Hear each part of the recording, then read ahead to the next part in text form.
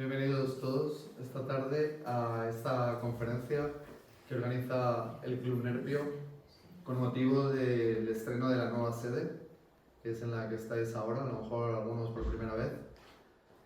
Y bueno, llevamos ya aquí un año.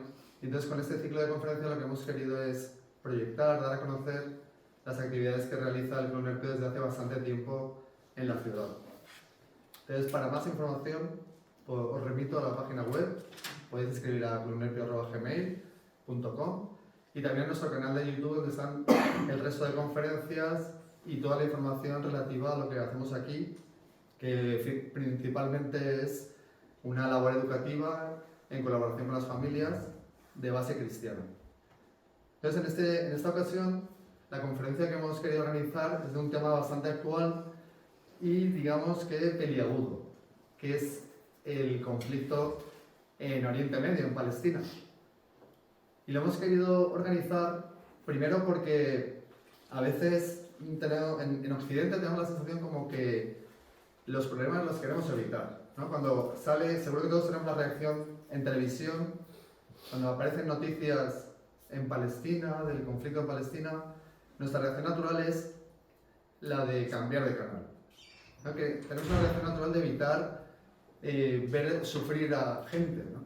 Y en parte esta conferencia la hemos organizado por ese motivo, para intentar empatizar con toda esa gente que está sufriendo. De hecho, el Papa Francisco con frecuencia recuerda los sitios de conflicto en distintas partes del planeta para que los cristianos tengamos esa conciencia de que hay mucha gente sufriendo y que no podemos vivir ajenos a todo eso. Y en segundo lugar también por el tema de la polarización. Es imposible hablar hoy en día de este tema de Palestina sin tener una bufanda en el cuello. Si eres de derechas, eres pro-Israel. Si eres de izquierdas, eres pro-Palestina. Y eso es una reducción que con la charla, con la ayuda de Carlos Paz, hoy espero que podamos romper. Porque es una simplificación muy desacertada. Bien, entonces, para hablar de este tema, tenemos hoy a Carlos Paz. No le quiero quitar más tiempo, porque es un gran experto, es analista político, escritor, autor de varios libros, tiene 2 recientes sobre Siria, pero hoy se ha traído este de Descifrando el Islam. Yo diría que tiene una visión, bueno, ya lo vamos a ver ahora, pero que comparto bastante y muy desconocida del problema en Palestina. Y él nos va a ayudar a tener nuestra propia opinión, lejos de toda bufanda, de toda camiseta, de toda polarización, ¿no? Creo que el problema que tenemos hoy en día, a la que nos conducen muchos dirigentes, es a la polarización. Que no podamos hablar los de derechas con los de izquierdas, los de un bando con otro, no podamos escucharnos, no podamos atender a razones. Y creo que esta charla va en esa línea, intentar tener información, tener datos y cada uno se forje su propia opinión del tema. Entonces, Carlos Paz, te agradezco mucho que hayas querido venir a compartir esta tarde con nosotros. Y también quiero darle las gracias a la ONG Universitarios por Oriente Medio, que es una ONG que realiza actividades, proyectos de cooperación en la zona sur del Líbano. Bien, después de la intervención de Carlos, habrá turno de preguntas, porque es que hay 1000 millones de temas que se pueden hablar y seguramente pues, no tendremos tiempo para hablar de todos ellos, porque además se marcha esta misma tarde. Pero de nuevo quiero darte las gracias porque te hayas prestado a la charla y bueno, y todos bienvenidos y a disfrutar de Carlos. Muchas gracias.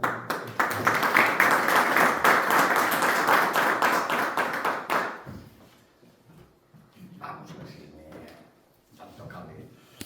Buenas tardes, muchísimas gracias por haber venido, gracias al Club Nerpio por haberme invitado, para mí es un placer estar aquí. No sabía la naturaleza de vuestra existencia, no sabía de dónde erais, cómo ubicaros, me congratula, que me imaginaba algo muchísimo peor, era un grupo de izquierdas que me llamaba para no sé qué, así que estaré como en casa, lógicamente. Hablar de Oriente Medio Podría haber traído un discurso ahí escrito, pero podría ser enteramente aburrido y tedioso. Deciros que Oriente Medio, pues todos sabemos que es la zona más convulsa del mundo, la más complicada, que ha sido intencionadamente complicada y es desconocida porque se ha querido que fuera así.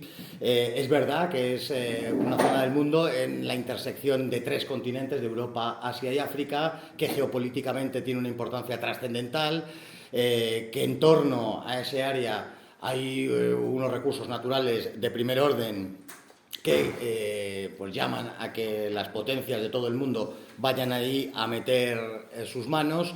Es complicado entenderlo porque étnicamente, religiosamente, políticamente, pues es muy complicado. Solamente, por ejemplo, estaba hablando con José Antonio cuando me ha venido a recibir, y en Siria, que es el país que más conozco de la zona, pues habrá en torno a 30 confesiones diferentes. Nosotros nos llamamos cristianos, nos creemos que somos los únicos cristianos del mundo, pero pues en Antioquía, San Pedro funda la primera iglesia después de Jerusalén.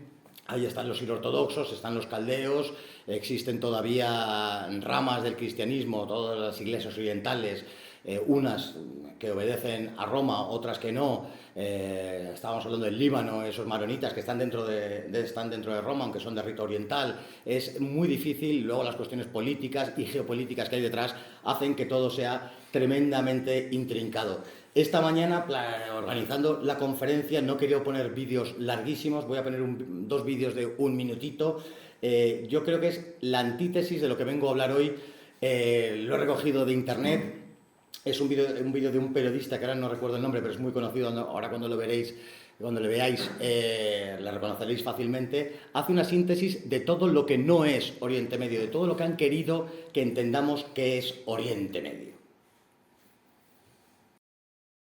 Si alguien te dice que entiende qué pasa en Oriente Medio, es que se lo han explicado mal. La frase me la dijo en Beirut en cierta ocasión Tomás Alcoberro, el histórico corresponsal de La Vanguardia en la región, y es perfecta, porque aquello es incomprensible, aunque lo quieras entender. Por un lado tienes a Israel, que es la única democracia de la zona, en una crisis política casi eterna, rodeada de Líbano, Siria, Jordania, que es lo más normal de la zona, Egipto y los dos territorios palestinos, Cisjordania y la Franja. Curiosamente, de todos los países que hay alrededor, prácticamente ninguno quiere a un solo palestino refugiado, y mucho menos si es un palestino de Hamás. No es un detalle menor. Luego tenemos la variable iraní. Iraní es la gran potencia de la zona, la gran potencia con todos los malos, claro. Cuando uno ve quién conforma el eje del mal en el mundo, Venezuela, Cuba, Nicaragua, conexión con Irán, Irán vendiendo drones y armas a Rusia y viceversa. Y por último, muy interesante y con mucho interés para España, la pata marroquí. El armamento, la diplomacia y hasta la explotación de los pozos petrolíferos en la fosa atlántica de Marruecos frente a Canarias lo hacen empresas israelíes. Qué curioso. Y eso nos influye directamente. Bueno, pues lo he puesto para que no os quedéis con lo que dice, sino todo lo contrario. Nos habla de entrada, yo creo que es muy clarividente de lo que hoy vamos a exponer. Oriente Medio dice que es incomprensible y que no hay quien lo entienda. No, es que intencionadamente no se quiere que se entienda. Si entendemos, si aceptamos que es incomprensible, pues no sé qué hago yo aquí. Ni leyésemos nada acerca del tema, ni viéramos ninguna cuestión relativa a Oriente Medio. Claro que es comprensible. Lo que supone es que para comprender ese área del mundo, como para cualquier otra cosa, pues hay que estudiar, hay que ir allí, hay que conocer las circunstancias de esa zona y empezaremos a ver qué es aquella zona del mundo. Nos habla, por supuesto, de que Israel es la única democracia de la zona.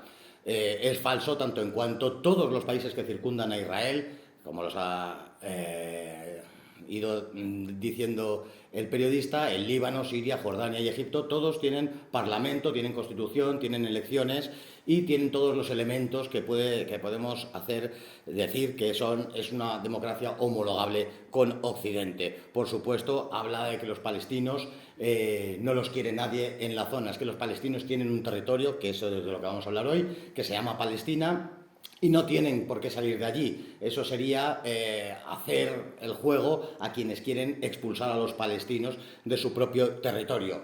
Por supuesto, y como no podía ser de otra manera, añade la cuestión de Irán. Irán es un país islámico, es una república islámica, pero se le achacan todo tipo de males, pero la realidad es que los cristianos en Irán tienen iglesias, pueden ir a misa. Yo he estado en Irán y puedes portar una Biblia, un crucifijo y no pasa absolutamente nada. De hecho, están sobre representados en el Parlamento con 3 diputados, siendo una población que no creo que llegue o supere el 1%. Pero todos estos elementos a la vez hacen que se nos proyecte esa imagen de que Oriente Medio es incomprensible. Se ha hecho intencionadamente. Antes de nada, que, como bien decía José Antonio, se ha polarizado a la población. Parece que hubiera que escoger bando. Yo no me voy a hacer pasar por aquí, ni en ningún otro sitio, como imparcial. Soy muy parcial. Yo creo que los que tenemos creencias no podemos ser imparciales. Tengo mis filias, mis fobias son públicas y conocidas en las redes, pero lo que sí, lo mismo que le decía José Antonio, yo no hablaría de una serie de cosas si no creyese que son verdad y que, tanto en cuanto es así, soy objetivo, pero no imparcial, lógicamente. Hay una serie de mitos y simplificaciones que han llevado a esas narrativas que existen, que están impuestas en los medios de comunicación, para que en un sentido, como el vídeo que hemos visto, se nos haga incomprensible, se nos haga elegir en esa polarización a uno de los bandos. Y yo creo que al final los análisis de una zona del mundo a lo que atienden, más allá de las apetencias y filias de cada cual, es hacer un análisis objetivo para el bien de España.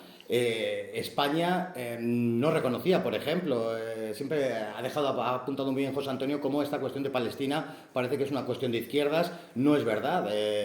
España tiene una muy buena imagen y, por ejemplo, el régimen de Franco tiene muy buena imagen en el mundo árabe. Franco no reconoció a Israel. De hecho, el reconocimiento de España para con Israel es en el año 86.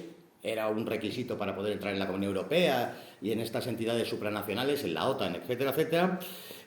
Y no creo que Franco pueda ser tildado de izquierdista, de comunista, ni de nada parecido. Es una cuestión, igual que la del Sáhara, por ejemplo, que se ha abandonado y que ha quedado en manos de esa presunta izquierda que lo monopoliza y complica todavía más la comprensión del área y un análisis objetivo.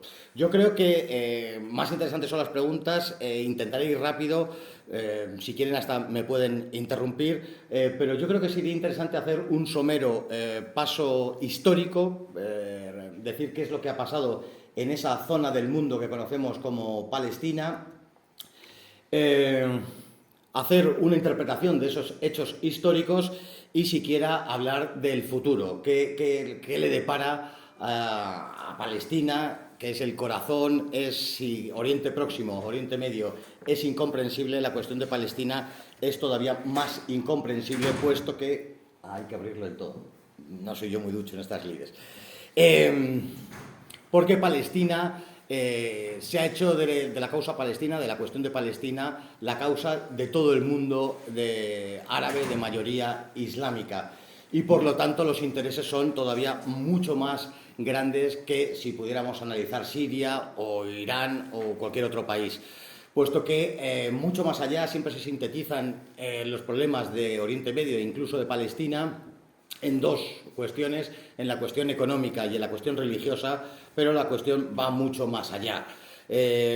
Por supuesto, es en la lucha de la influencia occidental y rusa en la región, es una lucha de ideologías. Por un lado está el islamismo, por otro lado está multitud de ideologías aconfesionales, como es la del partido Baas, que todavía rige Siria y hasta la caída de Saddam Hussein regía Irak.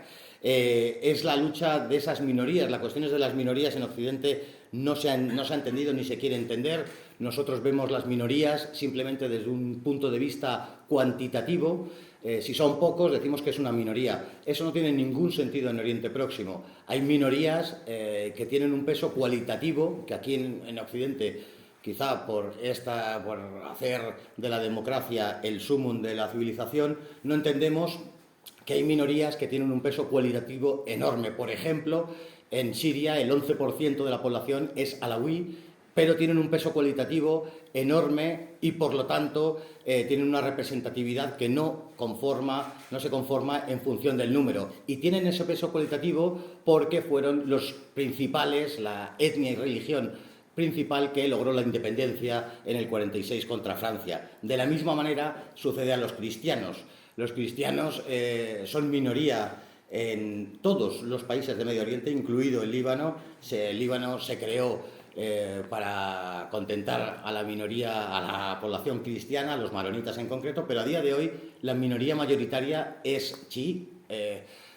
El presidente del Líbano tiene que ser maronita, pero ya esas relaciones étnico-religiosas han cambiado. Ya no hay ningún país de Oriente Próximo que la mayoría sea cristiana. Pero, sin embargo, aun siendo numéricamente pocos, siendo una minoría como lo entendemos allí tienen un peso cualitativo enorme. La palabra de un patriarca de Oriente tiene un peso que no afecta solamente a los cristianos, sino también a los musulmanes.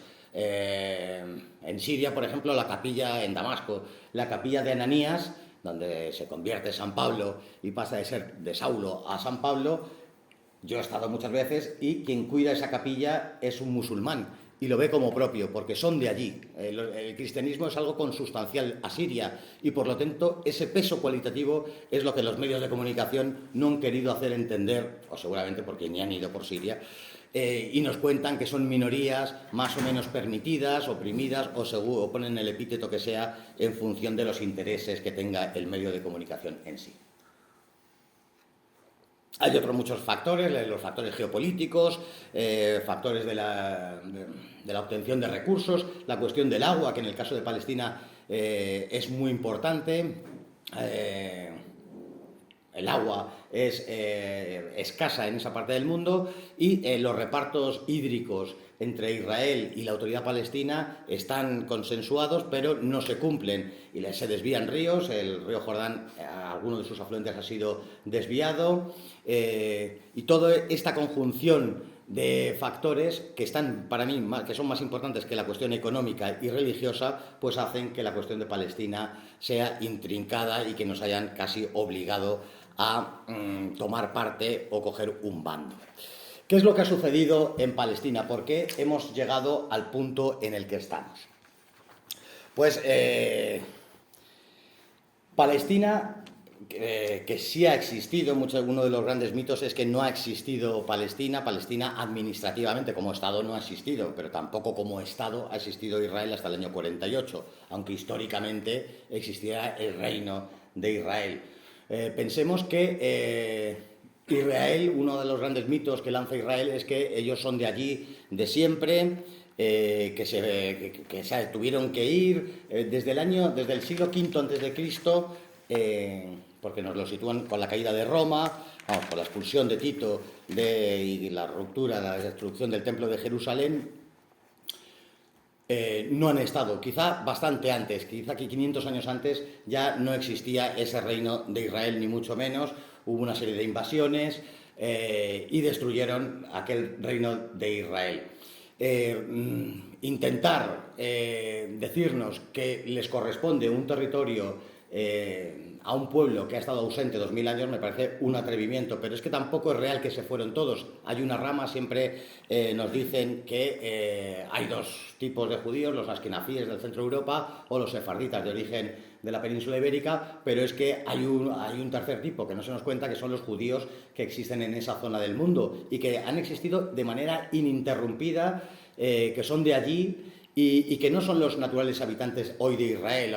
Israel se forma a partir la población de aluviones de judíos venidos de Rusia o de Centro Europa y por lo tanto no se puede decir que sean los autóctonos de la zona. ¿Cómo puedo poner otra foto aquí?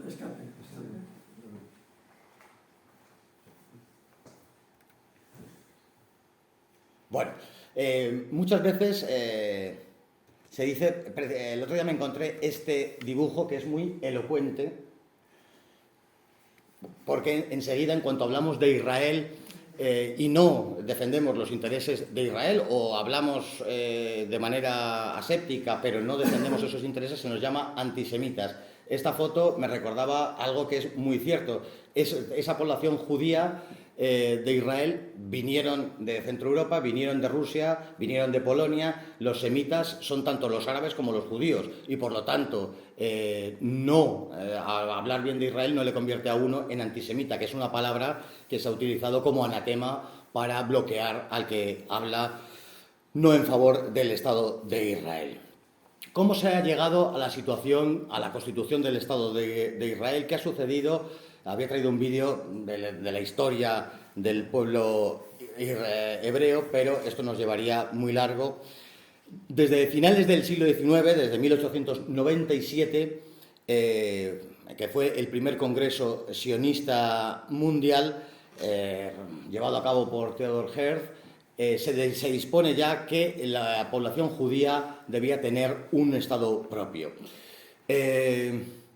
Esto va a ser apoyado por Gran Bretaña, por Estados Unidos y, haciendo un salto en el tiempo, existe aquella correspondencia entre Hussein y McMahon entre el año 15 y 16, en donde el alto comisionado, McMahon era del alto comisionado británico, pues hace unas promesas a los judíos de que van a tener un territorio, y a la vez los británicos también ofrecían y prometían ese mismo territorio para los árabes, para los palestinos. Ya desde entonces, por eso digo que era intencionado, el follón estaba servido. No se podía dar la misma tierra a dos pueblos diferentes.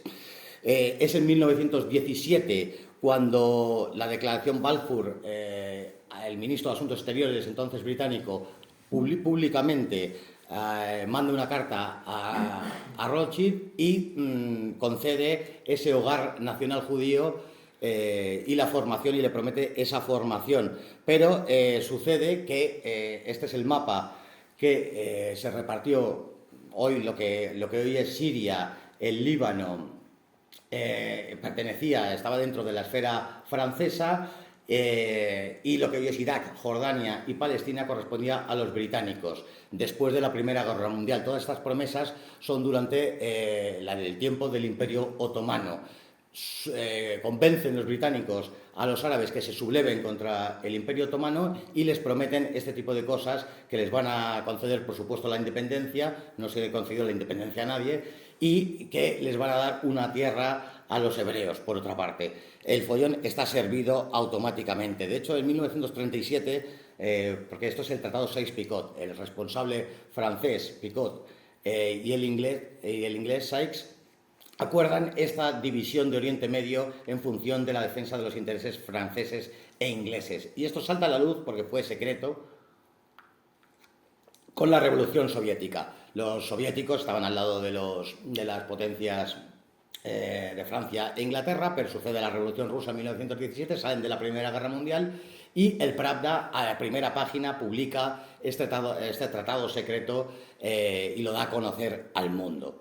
De hecho, en 1937, este Tratado Sykes-Picot, o la Declaración de Balfour, o esa correspondencia entre Hussein y McMahon, es pública y conocida, pero es menos conocida que en 1937, antes de la Segunda Guerra Mundial.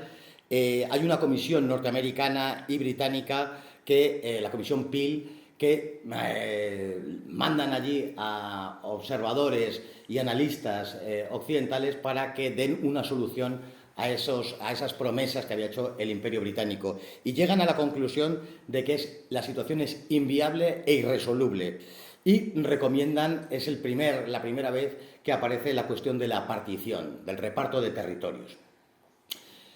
Esta comisión no se quedará en agua de borrajas, porque 2 años después, en 1969, comienza la Segunda Guerra Mundial, pero ya desde antes de que se concediera la Carta de Naturaleza a ese hogar nacional judío y a la Constitución de Israel en 1948, ya se reconoce por parte de las potencias occidentales que la situación va a ser enteramente irresoluble.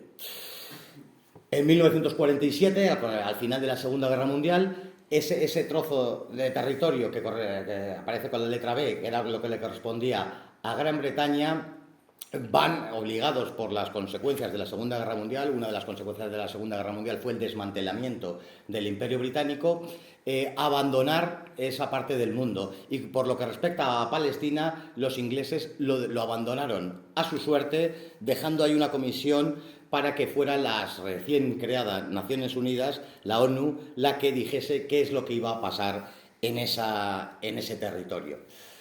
Hay unos porcentajes de territorio que contravienen la naturaleza de los autóctonos de allí. Siguieron mandando judíos de Europa y de Rusia constantemente, y entonces esa proporción de árabes y judíos se desniveló en favor de lo que hoy es Israel, y por lo tanto se le concedió en una primera instancia muchísimo mayor territorio del que le hubiera correspondido proporcionalmente. Por otra parte, no se pidió opinión a los naturales de esa zona, y por lo tanto desde aquel mayo de 1948 en el que los israelíes se sublevan contra los británicos, se hacen con el poder en esa zona y constituyen Israel, desde el día siguiente los árabes le decretan la guerra. Es la primera guerra árabe-israelí, que esto va a explicar, porque quisiera llegar en 5 minutos a la situación de hoy, y veo que todavía estoy en 1948. Pero desde el primer día todos los países que circundan Israel le declaran la guerra. Saltando a los años 50, hay una personalidad que es importantísima conocer en el Oriente Próximo, que es Nasser, que era aconfesional, va a juntar Egipto, Siria, algunos otros países, y va a crear la República Árabe Unida, que era laico, y la Siria era confesional, que se reía constantemente y prohibió y ejecutó a dirigentes de la hermandad musulmana, de lo que hoy en Palestina es Hamas, pero que nos quieren hacer entender que Nasser y el partido Baas tienen connivencia con ese islamismo. Es un auténtico disparate. Pues decreta también la guerra a los israelíes. Todas las guerras que van a desatar los árabes contra Israel las van a perder. Pensemos que cualquier derrota de Israel supondría la desaparición de Israel. Solo una victoria árabe contra Israel supondría la desaparición de Israel. Esta guerra también va a ser lograda la victoria por Israel. Llegamos al año 67, la primera guerra abierta moderna, con unos medios equitativos sobre el papel, pero luego veremos que esta guerra del 67, la guerra de los 6 días, porque duró 6 días, entre otras cosas, por la falta de mando único en el bando árabe, por la desafección de Jordania, de la aviación jordana, para atacar a Israel. Sea como fuere, los israelíes vuelven a ganar, se quedan con territorio de Siria, con los Altos del Golán, que es una meseta entre Israel y Siria, no de gran altura, pero sí que domina toda la depresión de Siria, y pueden ponerse en Damasco un tanque en 2-3 horas. Logra toda la península del Sinaí, logra una serie de territorios que lo único que hace es exacerbar todavía más los ánimos para con los pueblos árabes. Lo que va a suceder después de esta guerra del 67 es que los árabes, 6 años después, en 1973, lo que aquí conocemos como la guerra del Yom Kippur, la guerra de octubre que se conoce en Oriente Próximo, será la segunda parte de esa inconclusa guerra, porque los árabes habían perdido de una manera atroz territorio y pues ese valor y esa potencialidad que tenían algunos países, esa República Árabe Unida de Nasser con Siria, auspiciada por la Unión Soviética, con material soviético, pues se vio que era un poco de cartón piedra, y aprovechan la fiesta del Yom Kippur judía para atacar por sorpresa en octubre, de la misma manera que hizo Hamas el año pasado, para derrotarles.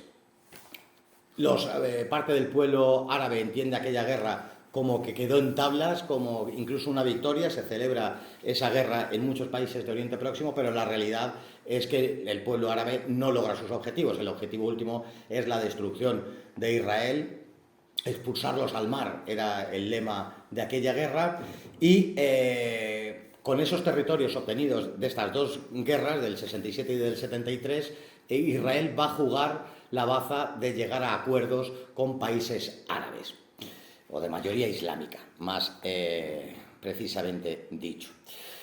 De tal manera, no sé qué has dado para avanzar aquí, de tal manera que esto nos lleva ya a hablar de la situación en la época contemporánea. Fijémonos que... Y ahora darle abajo ahí. Gracias. Quédate aquí conmigo. Yo creo que va a ser más efectivo.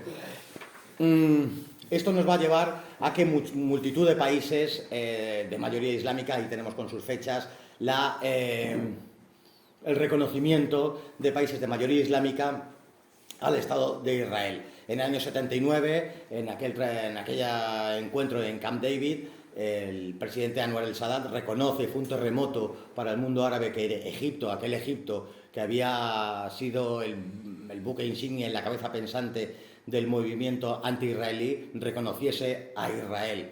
A partir de ahí, exceptuando Turquía, que siendo miembro de la OTAN, pues desde el primer momento reconoció a Israel, se van sumando una serie de países, tampoco, como vemos, los que están en azul, tampoco mucho, y hace muy poquito, en 2020, Marruecos, que tiene una fortísima relación con Israel, y eso no es lo que nos debería importar, todo este análisis, como decía al principio, es para el bien de España al fin y al cabo, y vemos como el gran enemigo que tiene España, que es Marruecos, tiene una fortísima y estrecha relación con Israel y con Estados Unidos, por supuesto. Estados Unidos y todo Occidente ha apostado en favor de Marruecos. Esto es un poco una digresión, pero para ver la importancia que tiene todo este tipo de cosas, puesto que en la cuestión del estrecho hace ya muchos años que Occidente ha apostado en favor de Marruecos en detrimento de España. De hecho, se está construyendo, y ya está muy avanzada, una base militar naval de la OTAN que no sé, se dice a las claras que se ha apostado en favor de Marruecos, puesto que es más fiable a los ojos de Estados Unidos que algunos gobiernos que han sido españoles, que han sido muy erráticos para con Estados Unidos. Pero sea como fuere, esos países en rojo todavía que no han declarado, no han reconocido a Israel, deja en mala posición al propio Israel, que está ansioso por ese reconocimiento. De hecho, si en Irán pone desde 1953 al 59 que era reconocido, era porque estaba el Shah, y en el año 79, lógicamente, fue cuando se produjo la revolución islámica de Jomeini, que tiene como base fundamental el no reconocimiento de Israel y la destrucción de Israel. Eso es lo que, en cuestión de política exterior, es el leitmotiv de la existencia de Irán. De ahí que muchos medios de comunicación pues hablen de la manera que lo hacen de Irán, e incluso, y también aquí otro paréntesis, de la situación de los cristianos, que puedo decir abiertamente, porque he estado hace poco relativamente, que en Irán, como os decía, hay cristianos. No vamos a defender la República Islámica, nosotros no somos musulmanes, ni chiitas, ni queremos una República Islámica, pero yo creo que los análisis asépticos, sin esa polarización de la que hablaba José Antonio, pues nos tiene que cegar en absoluto.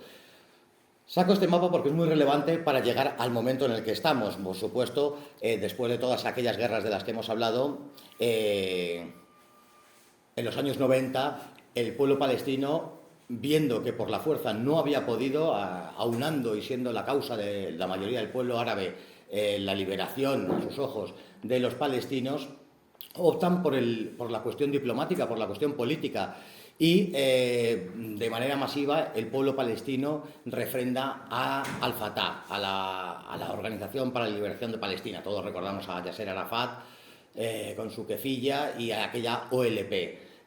Se intentó llegar a buen puerto a través de la diplomacia, a través de la política. Recordamos aquella conferencia de Madrid de 1991, que fue en Madrid porque los pueblos árabes quisieron que fuera en Madrid. Tiene una muy buena imagen España, pese a todo lo que hemos hecho en el mundo árabe, quizá por unas cuestiones distorsionadas y que son mentiras. En muchos sitios de Oriente Próximo se creen que somos hijos del Islam, de Siria, por aquella cuestión de que el último Omeya, Abderramán, vino aquí y creó el califato de Córdoba.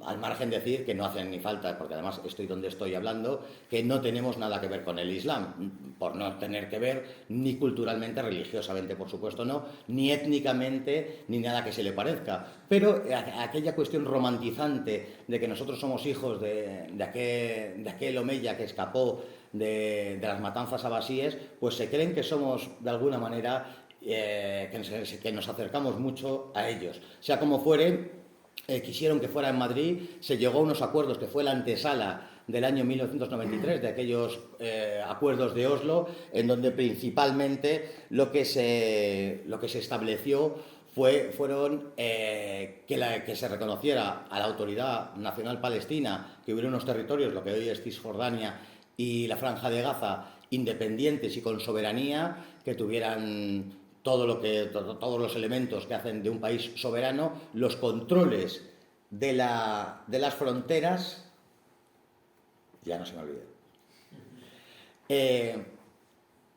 y por supuesto, lo más importante, que tuvieran la posibilidad de tener el control de los accesos a sus territorios. Además, que no se hicieran nuevos asentamientos. Esto no se cumplió. No se cumplió ni que esto es Cisjordania, esto es la Franja de Gaza. Todos los accesos a Gaza o a Cisjordania se tienen que hacer a través de controles del ejército israelí. Entenderemos que no existe soberanía de un país cuando los controles a tu país te los marca una potencia extranjera. Y vemos cómo en este mapa esos territorios que aparecen triangulitos son asentamientos, son colonos israelíes que cogen un territorio, ponen su bandera y van armados. También, claro, los israelíes dirán que van armados porque los otros les disparan, que también es cierto, lógicamente. Bueno, lógicamente. Tristemente el panorama es así, realmente es así. Y esos asentamientos siguieron produciéndose y entonces toda la vía diplomática, todo lo que se acordó en la Conferencia de Madrid y en Oslo quedó en agua de borrajas. No valió absolutamente para nada. Y de ahí saltamos a la situación de hoy. ¿Por qué en la Franja de Gaza surge una organización islamista de la Hermandad Musulmana, que es Hamás, que es terrorista, con el refrendo de los palestinos? Yo creo que haciendo este paseo somero, o por lo menos esa es mi interpretación, los palestinos intentaron la guerra, los palestinos fueron moneda de cambio de otras potencias, de Siria, de Egipto, fueron utilizados para ese ataque a Israel. En ocasiones los palestinos han sido utilizados, en el peor sentido de la palabra, pero sea como fuera, intentaron la guerra, fracasaron en esas, hubo 8 guerras árabe-israelí, 2 intifadas, intentaron la vía diplomática, política. Pensemos que la OLP, la Organización para la Liberación de Palestina, tenía el refrendo internacional, por eso se pudo hacer esa conferencia de Madrid y esas reuniones en Oslo, y ven que tampoco por esa vía se llega a nada. A mi entender, y esto no es justificarlo, y podemos hablarlo bien, que para eso estamos, somos gente sensata y no nos va la vida en esto, pero yo entiendo que están jugando la carta de la desesperación. Cuando has intentado la guerra, cuando has intentado la paz y la diplomacia, cuando has intentado todo y no has llegado a buen puerto, y la realidad es que los palestinos tenían un territorio que era Palestina, porque, permitirme, un vídeo de 20 segundos en donde la presidenta de Israel de aquel momento, Golda Meir, born. What was all this area before the First World War? When Britain got the mandate over Palestine, what was Palestine then? Palestine was then the area between the Mediterranean and the Iraqi border. You say there's no such thing as East and West Bank, no. East and West Bank was Palestine. I'm a Palestinian. From 21 until 48, I carried a Palestinian passport. Bueno, pues la presidenta de Israel nos reconoce que existía Palestina, nos dice hasta las dimensiones, desde Irak hasta el mar Mediterráneo, era Palestina, era una demarcación administrativa británica y que ella tenía el pasaporte de Palestina.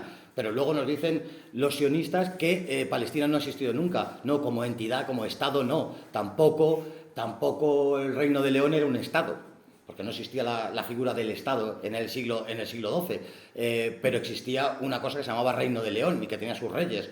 Existió. En ese sentido existió Palestina y ella reconoce que en su pasaporte ponía Palestina, porque existía.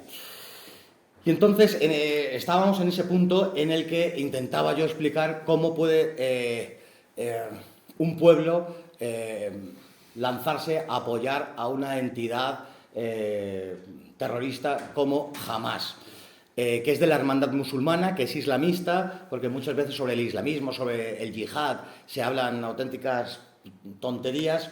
El islamismo, que es el islam político, tiene dos polos. Uno sería el wahabismo, que surge en Arabia Saudí y que ha sufragado movimientos terroristas por todos conocidos, el Estado Islámico, Al-Qaeda, etcétera, etcétera.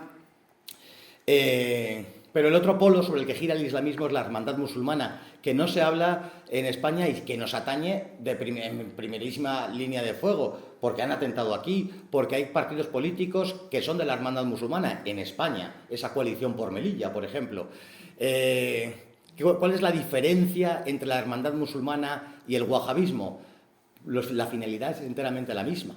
Es la implantación de la Sharia como única fuente de derecho, con todo lo que ello conlleva, porque habrá gente que nos pinte el Islam como algo maravilloso. Bueno, la interpretación de esa forma del Islam radical se transforma en que la Sharia que se impone en algunos barrios de ciudades europeas ya al día de hoy se traduce en que las mujeres no pueden ir vestidas como les dé la gana, no se puede beber alcohol en la calle, no se puede fumar, eso me afecta a mí muy directamente, no se puede pasear un perro, en fin, un auténtico alucine que nos es ajeno y extraño, que es aberrante, con esos códigos de vestimenta a las mujeres, que es intolerable. Esa es la hermandad musulmana, pero la diferencia es que, teniendo esa finalidad que es la misma que el Estado Islámico, lo digo delante de una cámara, y luego pasa lo que pasa, pero lo volveré a decir porque es la realidad. La única diferencia es que esa hermandad musulmana acepta el juego democrático. El wahabismo no, lo quiere implantar a sangre y fuego a través de grupos terroristas. Y esa hermandad musulmana acepta el juego democrático, que no quiero decir, pues no lo digo, vamos, todo lo contrario, que solo se quede en eso, que ya sería grave, sería inaceptable. Entiendo, y estos son valoraciones personales, que es inaceptable que en Europa existan partidos islamistas. Es enteramente inaceptable, porque son elementos ajenos a nuestra cultura, nuestros usos y costumbres, pero que además utiliza la violencia cuando lo cree necesario. El origen último o primigenio de la guerra en Siria en aquel marzo del 2011 fue la hermandad musulmana, como se levantó en el pasado. Por eso está prohibido en Egipto, por eso está prohibido en Siria, en Rusia y en la mitad del mundo que conocen lo que es la hermandad musulmana y el peligro que supone. Pero en España, entre ese buenismo alucinado y estúpido que nos inunda y nos rodea y nos empapa a todos, la incultura galopante, ese amor por parte de la izquierda a un islamismo que no sabe lo que significa el islamismo, quizá, y sin el quizá, que yo creo que todo ese apoyo al islamismo está fomentado por el odio al cristianismo, a la religión, que se crea o no se crea, es la que ha dado carta de naturaleza a Europa, hasta el punto de que Europa se llamaba la cristiandad. Pues tenemos el desaguisado que tenemos. Y el islamismo de esa hermandad musulmana es lo que en la novela de Houellebecq, Sumisión, retrata ese autor francés que conoce perfectamente, porque lo que sucede en Francia es enteramente atroz. Un tercio del país está perdido ya, irrecuperable prácticamente. En esa novela nos narra Houellebecq cómo la izquierda llega al poder auspiciada, apoyada, amparada por esa hermandad musulmana, que no duda en implantar la Sharia, y la izquierda pues acepta que se implante la Sharia, y en la novela vemos cómo sus protagonistas pues se van adaptando, diciendo que cada uno obtiene un beneficio de esa implantación de la Sharia. Al final de la novela es el fin de Francia, que no es, cuando se publicó incluso parecía una novela distópica, pero que tristemente es una realidad. A día de hoy en Francia, por ejemplo, la mitad de la población ya es musulmana. El problema está servido, pero nos hemos ido un poco. Era para explicar qué es la hermandad musulmana. Esa hermandad musulmana es Hamás. Pero habrá que explicar también que Hamás no hubiera sido imposible que hubiera existido o se hubiera desarrollado con la prodigalidad que lo ha hecho sin el apoyo israelí. La primera universidad de Hamás es pagado con dinero israelí. Han apoyado sistemáticamente a Hamás. Yo he visto cómo en la guerra de Siria Israel apoyó al islamismo y públicamente Netanyahu se hizo fotos con terroristas islamistas y dirán ustedes, ¿y por qué ese desatino y esa locura? El Estado Islámico no atentó nunca contra Israel y una vez, y no es un chiste, atentó en una empresa israelí, pidió perdón, el Estado Islámico. En fin, yo creo que es muy significativo. Antes lo hablábamos y me preguntaban por qué Europa, Occidente o determinada parte de Occidente ayuda a ese islamismo en detrimento, por ejemplo, en la guerra de Siria de Bashar al-Assad, que es una persona educada en Londres, de chaqueta y corbata, en favor de auténticos alucinados con una interpretación del Islam descontextualizada, lo que aquí llamamos radical y yihadista, porque los recursos en determinados países de mayoría islámica, en Irán, en Siria, están nacionalizados y no permiten que las empresas extranjeras extraigan sus recursos. Y el islamismo, bien de la hermandad musulmana, bien del wahabismo, en cuestiones económicas son ultraliberales y permiten la extracción de sus recursos. Dentro del Estado Islámico existieron empresas francesas, holandesas y británicas que pagaban impuestos al Estado Islámico, a ese auténtico desquicie. Lo más horroroso que yo, desde luego, con 52 años que he visto en mi vida, ha sido el Estado Islámico. Pues pagaba a Occidente y Estados Unidos estuvo a punto y dijo que estaba estudiando la posibilidad de reconocimiento internacional a el Estado Islámico. Un auténtico desquicie. En el caso concreto de Hamás, del islamismo, de la hermandad musulmana encarnada en Hamás, en la Franja de Gaza, ¿por qué interesa a Israel? Para destruir la legitimidad. Hoy no existe ya el partido Al-Fatah, el partido de la OLP es un fantasma, no existe, ya no tiene ningún tipo de apoyo porque la gente ha visto que tampoco logró lo que los palestinos querían, llegar a unos acuerdos con Israel.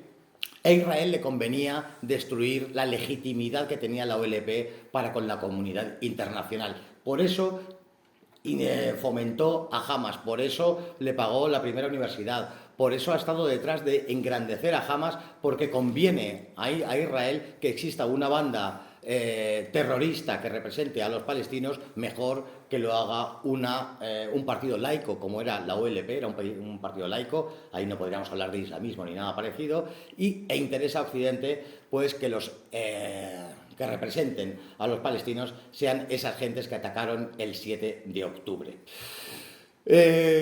Hemos llegado al punto de hoy, esta es la situación de Palestina. Me preguntaban, un periódico, que había un fotógrafo, no sé si sigue por aquí, o simplemente ha hecho las fotos y no le interesaba un bledo la conferencia, me preguntaba si tiene solución. Hemos hablado de la cuestión histórica, hemos hecho un brevísimo interpretación. El futuro. Bueno, personalmente la versión corta diré que no tiene solución. Tal y como está planteado desde origen, se quiso que fuera irresoluble y la realidad desde el año 48 hasta el día de hoy vemos que no hemos avanzado un ápice. Estamos igual que cuando narrábamos la guerra del 67, del 73, la del 56, pues seguimos igual, con muertos, con ataques de toda índole. La respuesta de Israel a Gaza es la que se ha puesto en contra a toda la comunidad internacional, a la Iglesia Católica, a gente muy dispar. Y esto es un capítulo más, no es una cuestión de ahora se quiere pintar como Hamás e Israel. No, antes de que existiera Hamás surge en el año 82, antes ya existía el problema, hemos ido relatándonos y yéndonos al siglo XIX.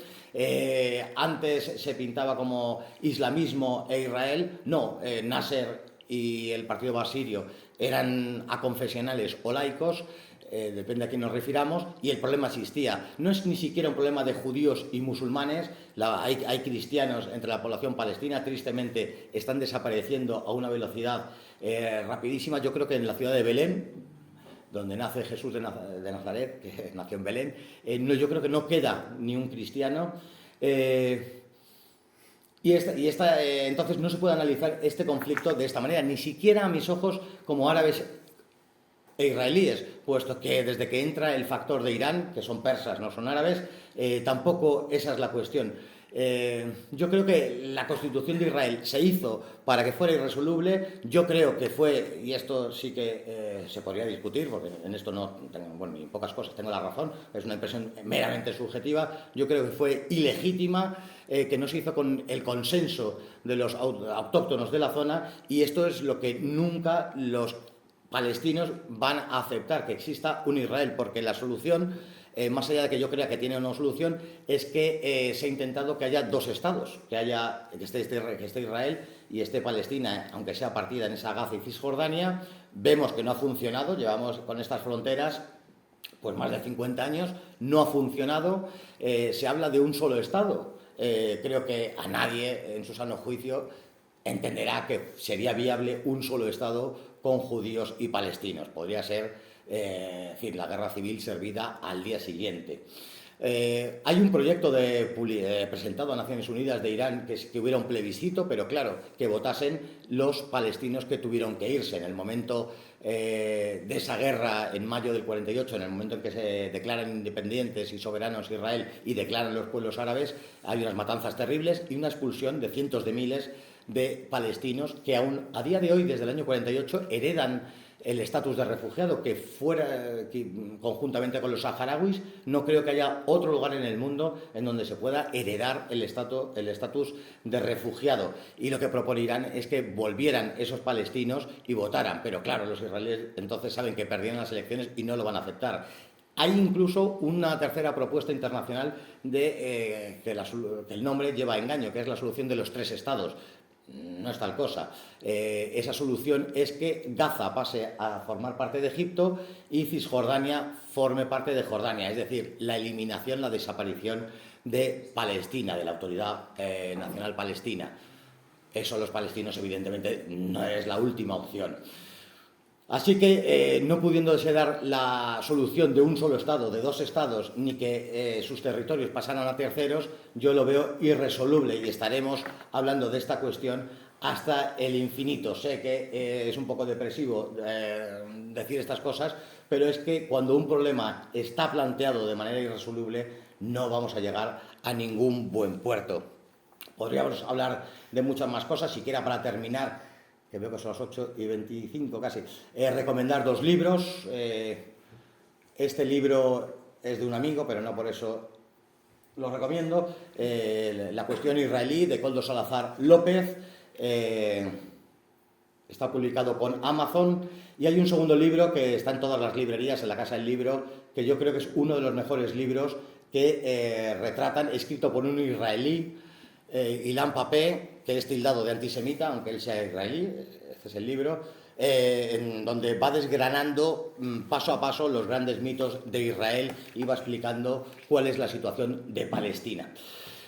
Llegados a este punto, que me he enrollado más de la cuenta. ¿Tu libro? Háblanos un poco de tu libro. ¿Por qué tengo mi libro aquí? Bueno, pues eso va a ser en un minuto. Este libro, que lo saqué hace 2 años, es una interpretación de lo que yo entiendo de cómo hay que entender el Islam, de qué interpretaciones hay que entender del Islam. El Islam no es algo monolítico, no es una foto fija. Aquí entendemos que el Islam es el mismo desde Marruecos a Indonesia. Esto es un auténtico disparate. Hay diversas escuelas coránicas, hay trasfondos culturales que han desarrollado cada uno de ellos un Islam diferente.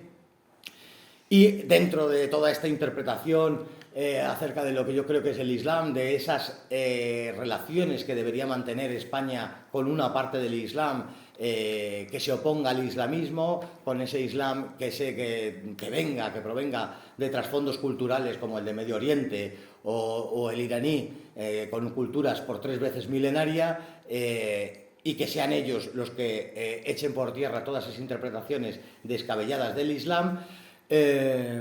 Hay una parte, la primera parte, que es la historia del Islam, si es que se puede hacer una historia que en todos los libros que me he ido encontrando en estos años se queda en 1453, con la conquista de Constantinopla. Pareciese que no ha pasado nada desde 1453 en el mundo islámico, porque una de las narrativas más fijas dentro de las meninges europeas es que es monolítico el Islam, y no es verdad. Ha tenido una serie de pensadores que han ido avanzando el Islam, de algunas interpretaciones del Islam. Hay gentes, el sunismo, grosso modo, está condenado a tener la misma visión literal del Islam desde el siglo VII, desde los tiempos de Mahoma, y por lo tanto están condenados a no una interpretación de la religión, a no responder a la pregunta de si modernizan el Islam o se islamiza la modernidad.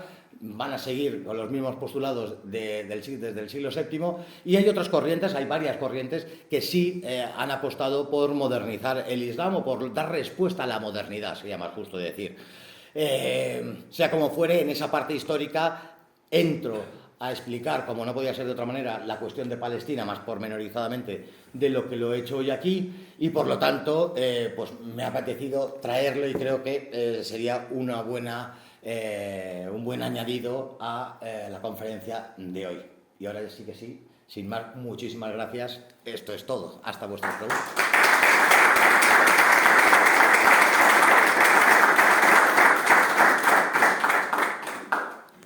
Vamos a ver las inquietudes de la sala. Bien.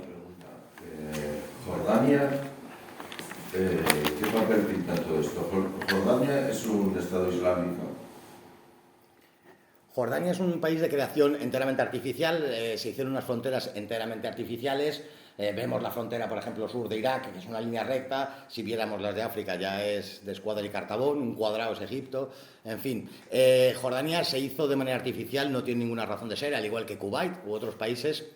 Kuwait, al sur de Irak, se hizo para que los británicos pudieran sacar el petróleo en barco más fácil. Jordania se creó para que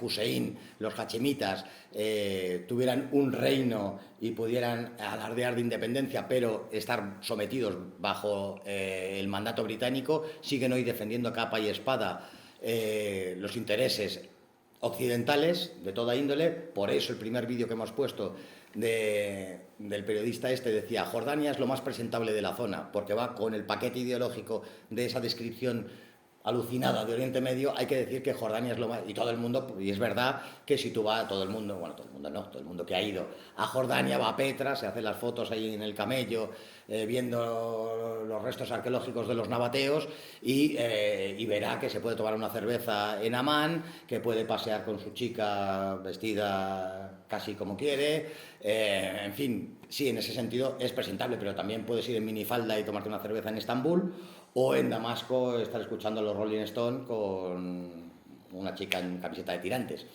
No es lo más presentable, pero es un país que ha atendido a la defensa, a tener ahí un islote para defender a Israel y los intereses británicos. Y no son islámicos, es una monarquía enteramente democrática. Lo que sucede en Jordania es que va a explotar, porque la gente está en contra del rey, hay una desafección popular fortísima, y yo creo que tarde o temprano, al ser un país artificial, va a explotar y se la repartirán entre los países de la zona.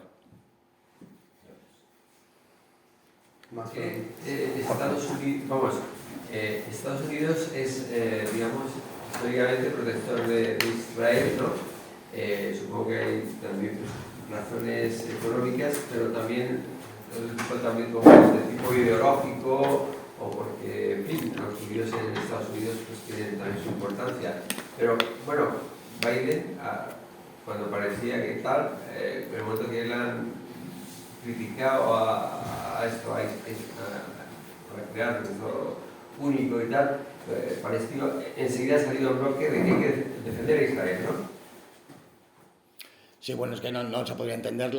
Toda la política norteamericana en la zona es la defensa de los intereses de Israel. Yo creo que esto es, no quiero cargar las tintas ni decir ningún epíteto así que me salga a mí en mi subconsciente. Biden lo que sí ha hecho, por ejemplo, en este conflicto con Hamas, es frenar a Israel. Cuando mandó la Marina, tiene barcos ahí en la zona, la gente lo interpretó como de apoyo incondicional a Israel, y yo lo que interpreté es que era un mensaje para Israel de que no va a atacar nunca a Israel Estados Unidos, pero sí que estamos aquí, que no se os vaya la mano. Y de hecho, cuando Netanyahu, que ya hay una orden, están estudiando la Corte Penal Internacional enjuiciar a Netanyahu por crímenes de guerra, Estados Unidos no quiere que se llegue a ese punto y tampoco tiene interés Estados Unidos en que todo se prenda fuego, se eche más gasolina en esa zona que ya de por sí es inestable. Indefectiblemente Biden y el presidente que sea va a defender siempre a Israel, pero hasta un punto. Lo que no va a permitir Estados Unidos, porque en este momento, ¿no? Dentro de 3 años a lo mejor es diferente, pero en este momento Estados Unidos está en lo que está, en la guerra de Ucrania, en mantener y seguir manteniendo esa guerra allí. Por lo menos con Biden, hablábamos antes algunos, de si Trump pudiera acabar con la cuestión de Ucrania. Yo creo que rápidamente podría acabar con esa circunstancia, con esa guerra. Lo que le interesa a Estados Unidos es mantener tensiones en otras partes del mundo. Ahora mismo a Estados Unidos no le interesa que Israel cometa la guerra con Hamas de la manera que la está cometiendo, no le interesa. ¿Y qué piensas sobre la obsesión de reconocimiento del Estado palestino ahora en España por nuestro gobierno? Porque digo yo, ¿qué Estado? ¿Qué Estado? ¿De Gaza, de Cisjordania? O sea, ¿qué Estado? ¿Jamás? ¿Hay que reconocerlo a los terroristas como Estado? No entiendo. No es lo mío. Sí, pues muy buena pregunta. Es verdad, el reconocimiento de nuestro presidente maravilloso que es Pedro Sánchez. Bueno, decir antes que en cuestiones de política, bueno, vamos a dejarla nacional, que no da una, pero en cuestiones de política internacional es todavía peor. Irlanda, Noruega, también quieren reconocer. Sí, hay un reconocimiento, hay una intencionalidad por reconocer a eso que es la Autoridad Nacional Palestina. Este mapa salen los países que reconocen a ambos, a Israel o a Palestina. El apoyo a palestino, el estatus que tiene Palestina ahora mismo en la ONU es de Estado observador, no tiene el reconocimiento de la ONU, tiene un asiento en la ONU, pero como Estado observador, igual que el Sáhara u otros territorios. Yo sí creo que si no se reconoce a Palestina, malamente va a haber cualquier posibilidad de solución diplomática o política. Se tienen que reconocer las partes. España, ahora con Sánchez, está en eso.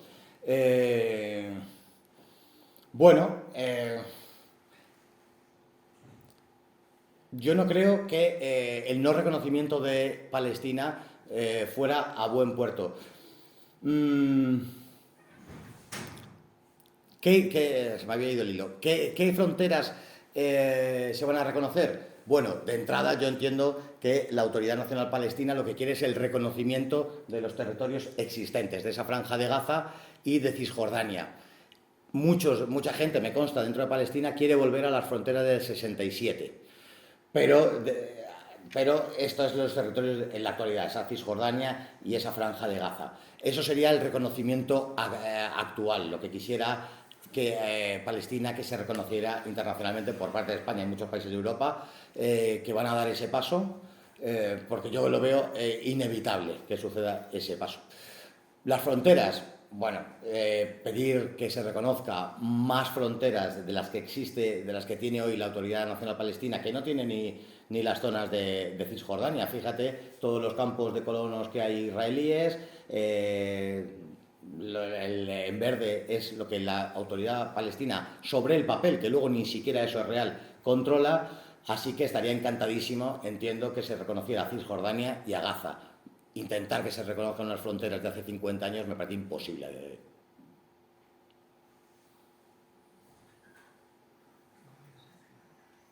¿Por qué la ONU permite estos asentamientos? La ONU permite, hay países a los que se les permite, como personas en la vida, que se les permite todo y otros no se les permite nada. No voy a leer, he recogido 19 resoluciones de Naciones Unidas en donde les conmina a una serie de cosas a Israel. No ha cumplido ninguna.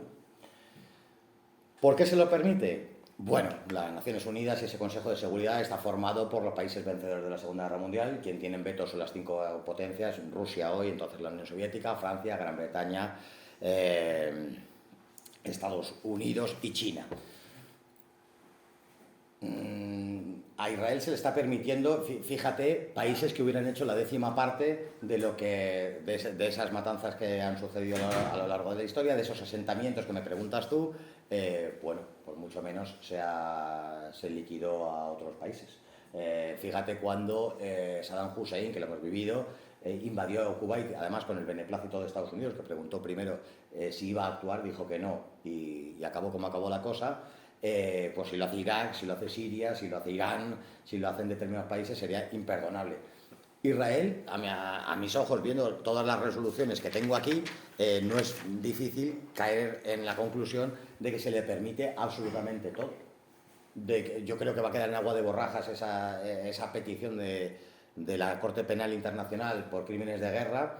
Es discutible la magnitud y la intensidad con la que ha respondido Israel, que ha sido condenada por la Iglesia Católica, por numerosos países, pero no va a pasar nada. Esos asentamientos, porque nadie se atreve, ni desde el primer día, desde aquel 1948, en donde la ONU dijo, bueno, os corresponde a cada una de las partes esto, y se fueron. No intentaron imponer esos criterios, dejaron que empezaran la guerra desde el primer día, no han hecho nada, testimonialmente han intentado crear algunos foros de debate para hablar, pero no ha hecho nada. Naciones Unidas, realmente habría que preguntarse si vale para algo Naciones Unidas, porque yo no recuerdo ningún caso que Naciones Unidas haya servido para algo. Para la cuestión de Palestina, mucho menos. Y lo que me preguntas en concreto de por qué permite los asentamientos israelíes, como permite otras muchas cosas y no interviene. Hace condenas, aquí las tengo, los números y las fechas de cada una de las condenas, son 19, pero se queda en eso, en una condena. Una pregunta. Hace unos meses, si no me equivoco, se filtró que Israel quería expulsar a los palestinos y nos los quería enviar a España y otra serie de países. ¿Ves que el reconocimiento de Sánchez es un paso intermedio para que cojamos a una serie de refugiados palestinos? Al final, Pedro Sánchez creo que es un títere de esas organizaciones supranacionales y demás, que no creo que estén tampoco muy en contra de Israel. Tú le llamas títere, yo no sé ni qué llamarle, pero hay una intencionalidad. Pedro Sánchez, o sea, de política internacional, pues saben lo que yo de verbos irregulares japoneses. Lo que está haciendo con el Sáhara Occidental es un auténtico crimen. Toda la política, aparte que hay una deuda, tenemos una deuda con el Sáhara, tenemos unas obligaciones de derecho internacional para con los saharauis. Fue una provincia española, los coches tenían SH, como Pontevedra tenía PO. Tenemos una deuda con ellos, tenemos unas obligaciones. Bueno, pues Sánchez coge y, sin ningún tipo de autoridad, porque no puede hacerlo, estamos amonestados por Naciones Unidas a que seamos la potencia observadora, el árbitro, para que se realice un referéndum.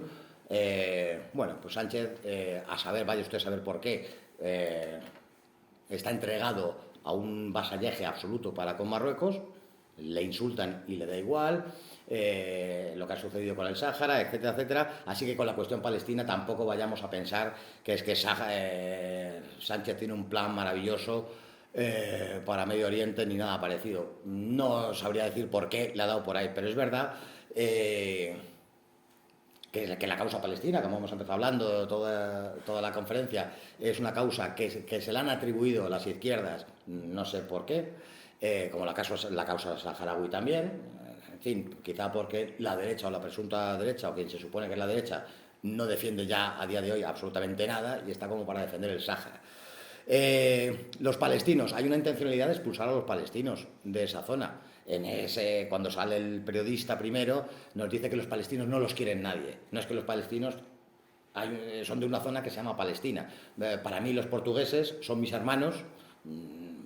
Deberíamos ser el mismo país, a mi parecer, pero bueno, y desde luego no me siento extranjero en Oporto, pero si quisieran expulsar a todos los portugueses y que vinieran aquí, yo diría que no, que es que los portugueses, y no porque tengan nada contra los portugueses, todo lo contrario, pero es que los portugueses tienen que estar en Portugal. Entonces los palestinos tienen que estar en Palestina, pero indudablemente, conjuntamente a lo que dices, no creo, eso sería atribuirle a Sánchez algún tipo de criterio. Entonces esto me parece muy aventurado, y que hubiera lucubrado algo que tiene sentido lo que estás pensando. Reconozco a Palestina para que se queden los palestinos y no vengan.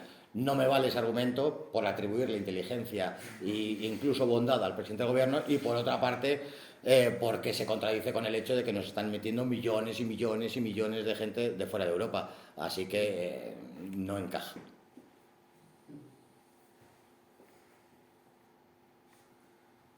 Una pregunta más. Yo tengo miles que no quiero acaparar, vamos a seguir luego. Pero continuando con el asentamiento, poniéndome en la piel de los palestinos, yo entiendo que un tipo de Gaza pueda pensar que alguien de Cisjordania es demasiado condescendiente, porque a su lado hay asentamientos y no hace nada, no se revela.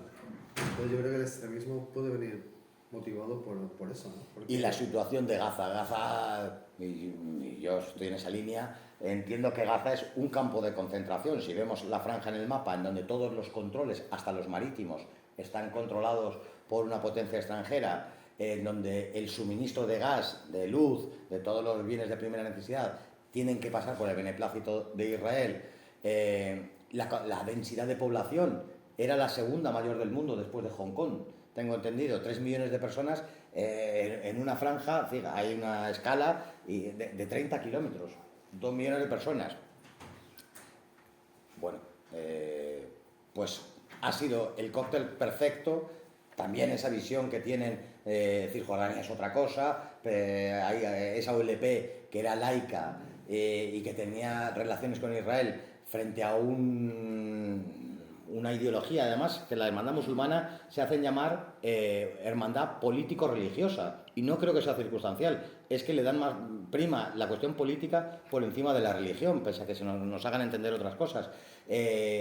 Todo ese cóctel en esas circunstancias de Gaza, viendo a esos de Cisjordania que han intentado desde el laicismo llegar a un acuerdo con Israel, ha hecho que la población se lance en brazos de esa organización que es Hamas. También viendo, con lo que tú dices, esa connivencia con Israel, esa laxitud y que la debilidad. Hoy no existe la OLP, Mahmoud Abbas tiene 92 años o algo parecido, no manda absolutamente nada, y que a nadie se le escape que Cisjordania va a ser zona de esa hermandad musulmana de aquí a nada. En cuanto quiera Hamas o pase esta tormenta que está sucediendo, se van a hacer con el poder. Pero que, insisto, es que les conviene a todas las partes que toda Palestina caiga en manos del islamismo, a los israelíes también. Entonces, ¿Hamas es Palestina? Palestina se va a entregar a manos de Hamas, con todo lo que supone. Sería un islamismo peligrosísimo, pero claro, en parte es lo que ha querido Occidente, porque cuando estaba la OLP no se ha querido llegar a ningún tipo de arreglo con una organización laica que era enteramente presentable, que representaba de manera mayoritaria a los palestinos, que tenía el refrendo internacional. Ese tiempo, esa ocasión pasó. Solo puede quedar ya la desesperación de apoyarse en un grupo como es Hamas. Y va a pasar. A reconocer a un Estado terrorista, al final. Podría llegarse a darse el caso. Si no, desde allí no hay elecciones desde el año 16-17, las cosas se han exacerbado, hay un vacío de poder real en Cisjordania, lo va a ocupar...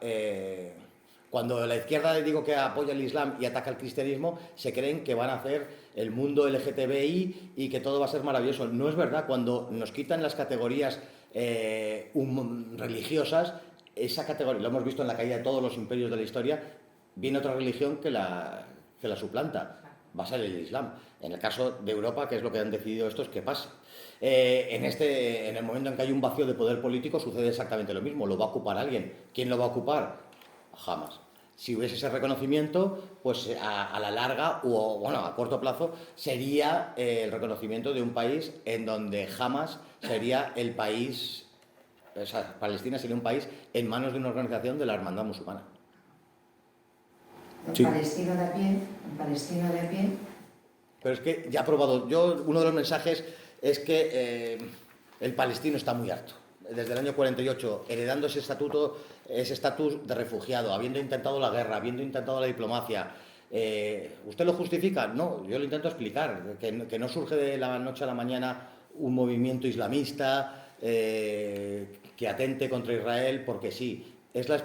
puede surgir por otras cosas, pero el refrendo de la población viene explicado por esa circunstancia, que han intentado todo, están hartos y ya juegan a la desesperada. Pero el palestino, ¿hay algún palestino que quiere la paz a cualquier precio?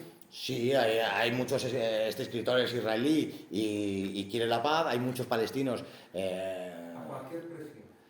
Sí, claro que la OLP quería llegar a acuerdos. O sea, hay gente que quiere la destrucción de Israel, pero hay gente que ha querido llegar a acuerdos, pero también les era dificultado llegar a acuerdos dentro del mundo árabe también. Hay países que no van a aceptar. Siria, por ejemplo, está en guerra técnicamente, nunca firmó la paz del 73.